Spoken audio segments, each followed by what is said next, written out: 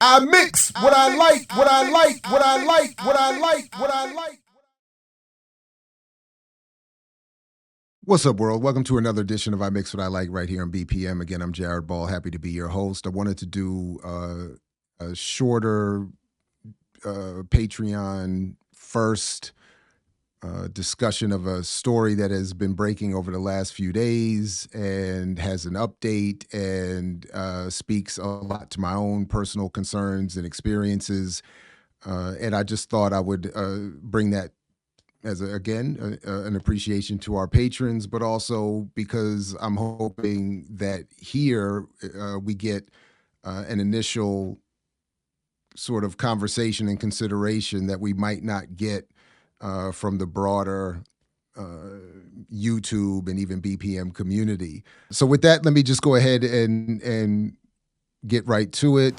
So the story here being updated just today, headline: Lincoln University president on paid leave days after VP of Student Affairs dies by self-unaliving, I think is how we're supposed to say it to avoid some YouTube punishments. Just continuing just with this update, the president of Lincoln University in Missouri was placed on paid leave Friday after students and alumni called for his ouster following a senior administrator's death by, as it reads here, this week. President John Mosley volunteered to be placed on paid leave while a third party reviews personnel issues and concerns about mental health after Antoinette Bonnie Candia Bailey died, apparently by her own self-unaliving. Monday, the university's board of curators said in a news release. Just so we're clear, and I think this is actually important, President John Mosley, by all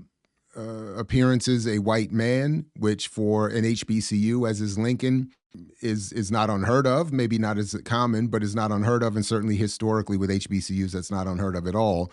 One of the reasons why I bring that up is because I've seen some discussion of him being a white man and inflicting some harm apparently to this black woman, as we'll continue to talk about here in a little bit.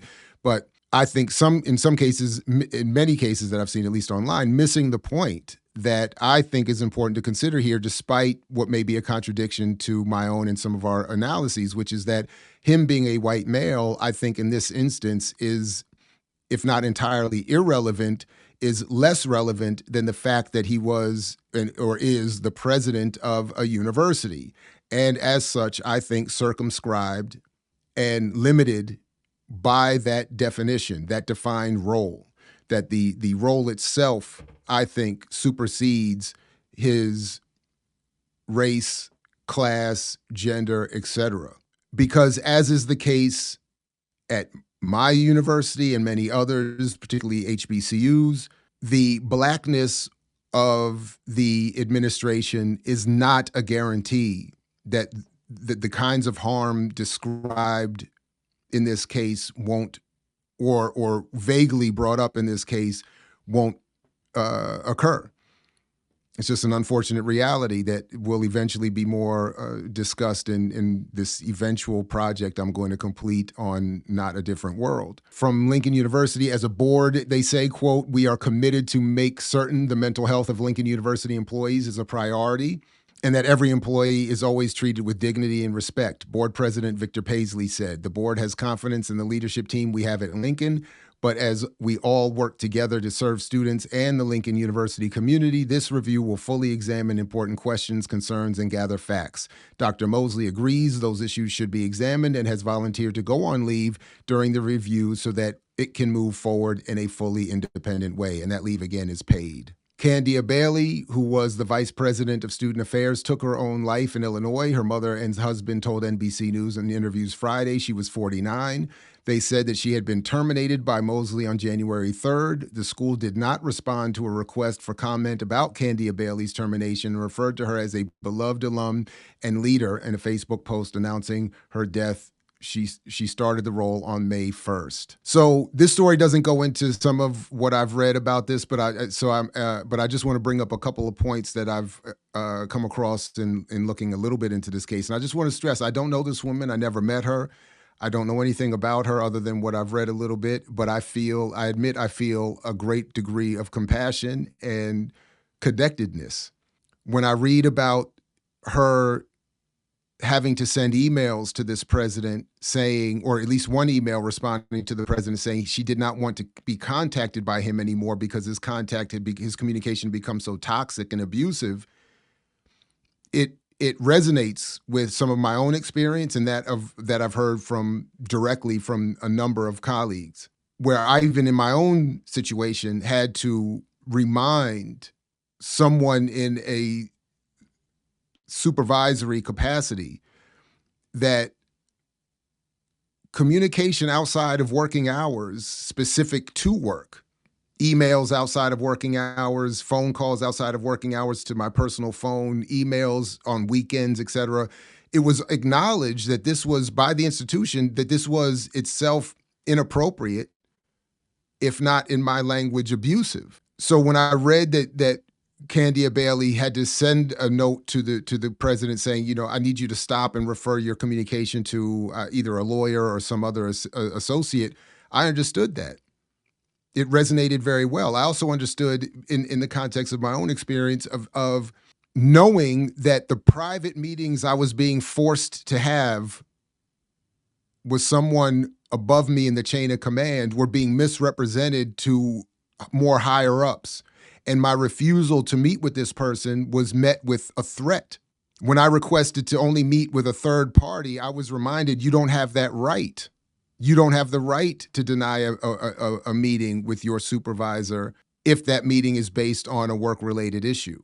So I fully am, so even as I've read that Candia Bailey was apparently suffering from anxiety and depression, none of which is going to be supported or made better by being fired, I could understand. Again, at least it at least resonates with me that she would have had a negative reaction to the way her administration was dealing with her, and that would not have been appreciated or taken into full consideration by her administration. So there was another part of there was another story where it was discussed that Candia Bailey had attempted to apply the Family Medical Leave Act. Now, I don't know how it works in Missouri, but I learned very well how it works here in Maryland through my own experience, where the Family Medical Leave Act is a powerful tool in defense, I will admit, in defense of working people in labor, in that it allows you, at least here in Maryland, to, without explanation and without the threat of punishment and the possibility of punishment, to take 3 days consecutively off from work. And as long as it's not more than 3 consecutive days, no one is supposed to be able to question you or challenge you or threaten you with termination. You're supposed to be able to just alert them. And I've done this when a former administrator tried to punish me for, in effect, caring for my elderly mother. I just simply said Family Medical Leave Act. That was my one-line response in an email. And I never heard another word. So when I read that this woman tried to apply that and apparently this was negatively responded to, I feel her pain. And then the last point I would only want to make for this relatively brief discussion is that this is in part why I still get so defensive when people want to constantly tell me and others that academics are only ivory tower, are aloof, are an enemy. I admit a defensiveness around that because I know, and I don't know anything about this woman's politics, but I know that I don't know what the percentages are, but I know there's an overwhelming amount of particularly black women, and particularly, to be fair, pun intended, brown and darker skinned black women who are suffering tremendously through a variety of microaggressions, vague and indirect abusive behavior, and sometimes worse. That many people are operating within academia under levels of stress and threat as they even just try to do good work in support of the black students or trying to do good work intellectually on behalf of black people or others.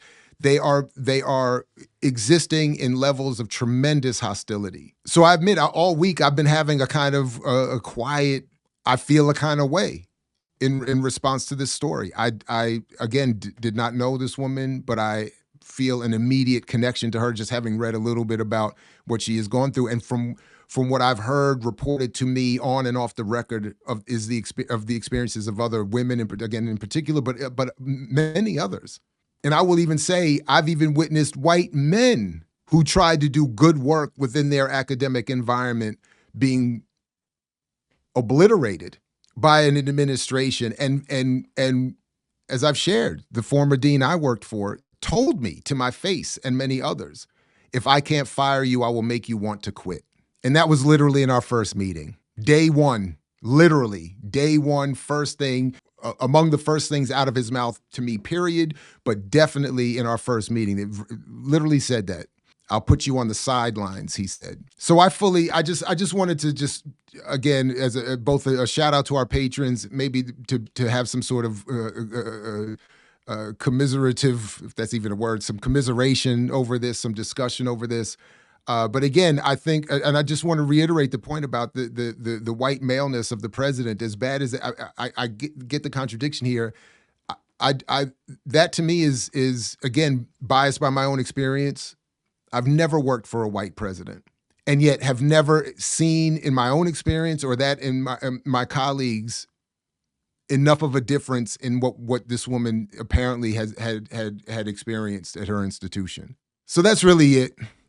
May she rest in peace. I wish the best to her family, and I just hope that this, in some way, again, not to justify the negative and horrific at times intellectual production and political behavior of some in my chosen field of work, but to maybe give a little bit more of some understanding here that even in university and academic spaces, most of us are laborers and workers, much like, not entirely like, and not without important differences, but much like many others, where we don't have the latitude and the respect and the non-toxicity in an environment that we should have, as should everybody else. So again, may she rest in peace. And as Fred Hampton used to say, to you, I say peace as long as you're willing to fight for it.